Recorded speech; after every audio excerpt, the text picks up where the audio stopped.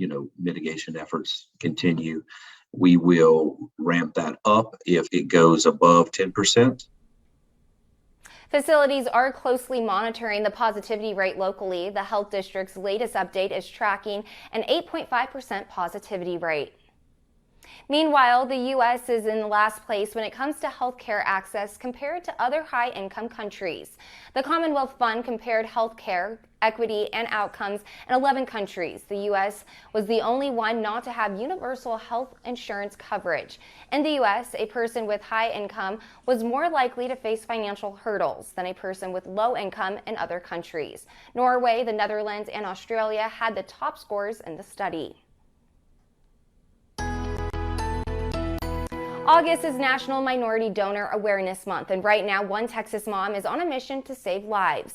19-year-old Daniel Polimis's life came to a tragic end in 2005 after a devastating car accident. According to DonateLife.org, someone ends up on the transplant waiting list every 10 minutes. So Daniel's mom is working to get more people to register to give others a fighting chance.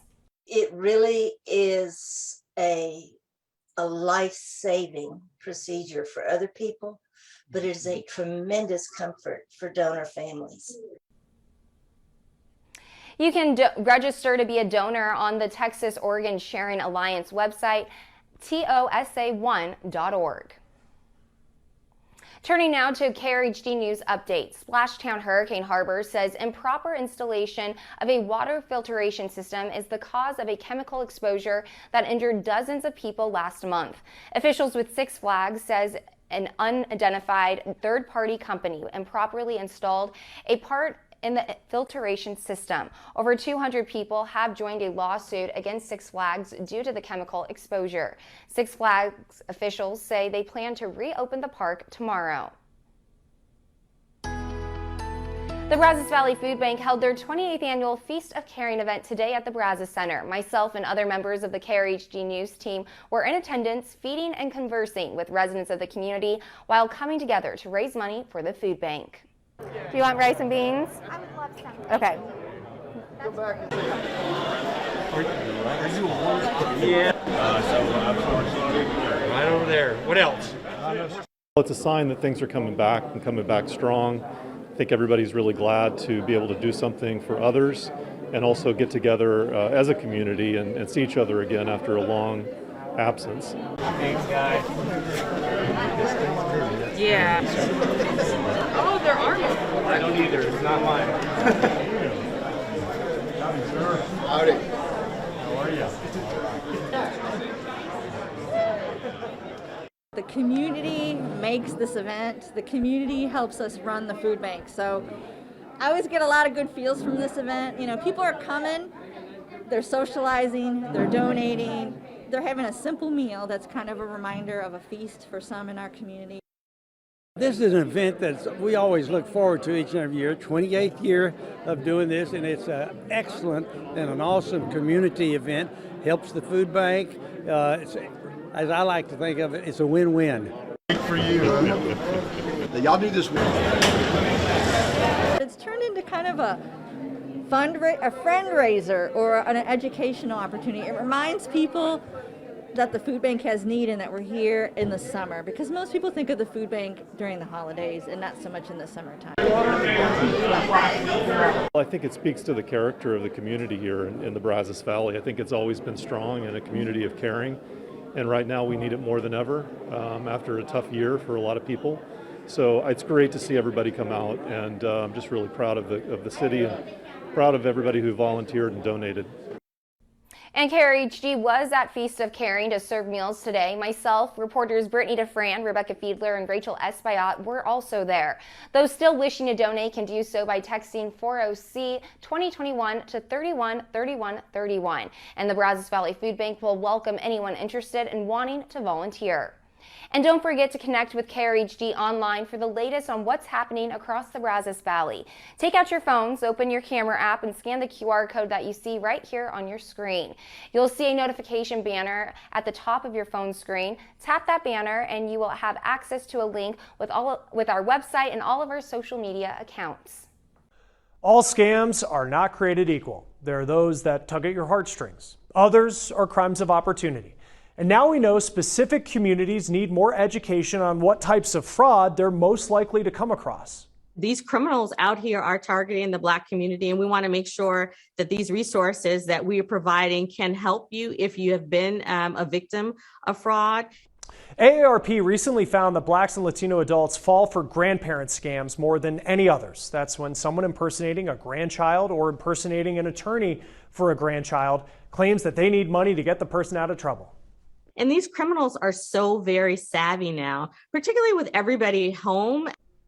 For Black Americans, work from home scams were especially effective. Also, affinity investment scams. Affinity fraud is when someone preys on communities that share similar beliefs or culture. A Texas couple featured on a reality TV show were recently accused in multiple lawsuits of preying on needy Black families through faith. They allegedly promised people that they would get a financial blessing eightfold by investing $1,400 of their own money in a pyramid scheme. 60% of Black adults are also likely to be repeat scam victims. And we all know that most things are not free, right? And so make sure you're not giving out personal information. In addition to specific education, AARP found that Black and Latino adults could benefit by adding their phone numbers to the Do Not Call registry and using robocall blockers and password managers. Now, when you look at behind-the-scenes jobs in the music industry like songwriters, the majority are held by men. Ahead in our lineup, how young women are getting a chance to go inside studios and connect with music executives to see a different type of job future. The Grammys just committed to more diversity for next year's show. The Academy is now requiring producers recruit and hire more diverse candidates to work backstage and in front of cameras. It's part of an initiative created in part with groups like Color of Change. The groups are working to create new rules to undo racial exclusion within the entertainment industry.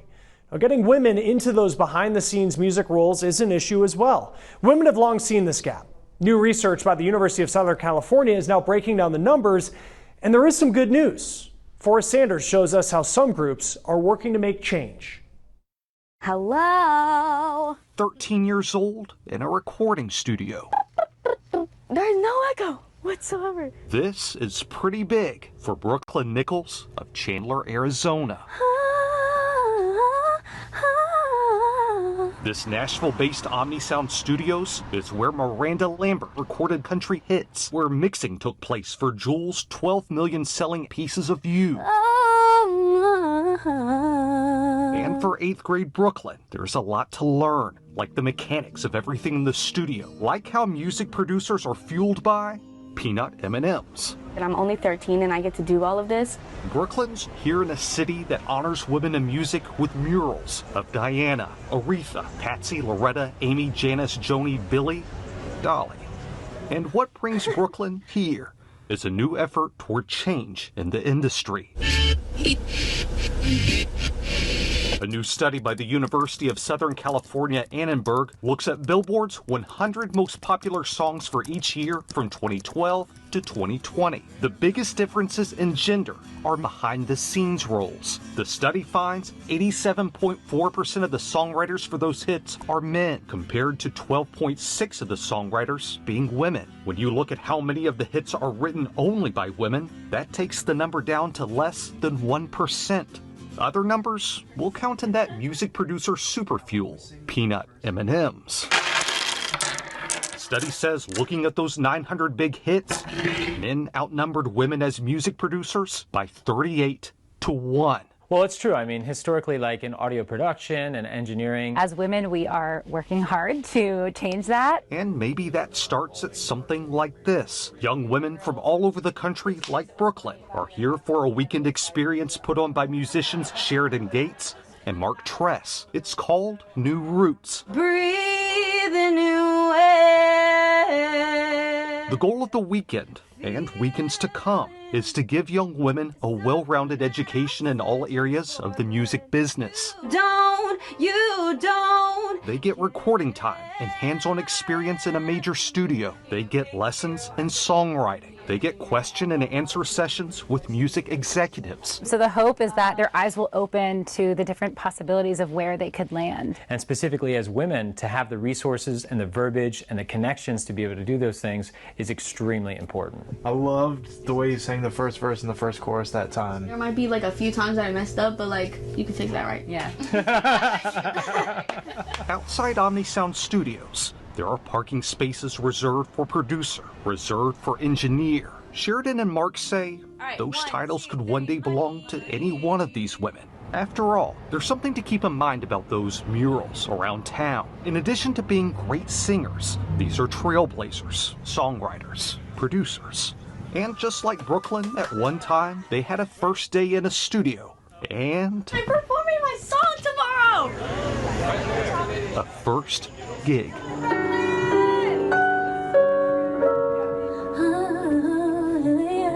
That's why I'm still alone. Somebody's got you close when you told me that you weren't ready. We are focused on helping these younger female artists feel empowered.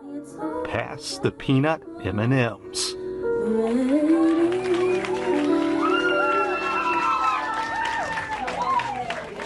In Nashville, Tennessee, I'm Forrest Sanders. Forrest, thank you. Finally in our lineup, experts say the current supply chain issues may be setting holiday shopping up for big delays. Why they say you should start now and consider more in-store shopping. Now let's get a check of the weather with First Alert Chief Meteorologist Matt Hines. And it has been partly cloudy across the area today, and we've seen a couple showers down to our south, but not too much around here. Temperatures have been climbing into the 90s, and it's felt like the mid-90s out there with partly cloudy skies. So dew point at 71, still quite muggy, and winds are out of the northeast at 8 miles per hour, and we'll continue to have those light northerly winds. And there's a couple showers that have been down to our south today. That's where the higher moisture values have been, just to the south of Bryan College Station. Once you head up to the north, there's not much happening at all here with less cloud cover as you head up toward Hearn, Franklin, and Centerville, over toward Madisonville. And you can see the dry air across central Texas as well. A couple of little showers here across southern Oklahoma and moving into the Texas Panhandle. And that is about it for this August day. And as we check out our future track, we may see an isolated shower out there as we head into the evening hours, but most of us are going to be dry. As we push into the afternoon tomorrow, I do think there'll be a chance for an isolated shower or storm. By 5 o'clock, this isn't showing too much across the area, but again, moisture levels will go up a little bit more as we head into tomorrow.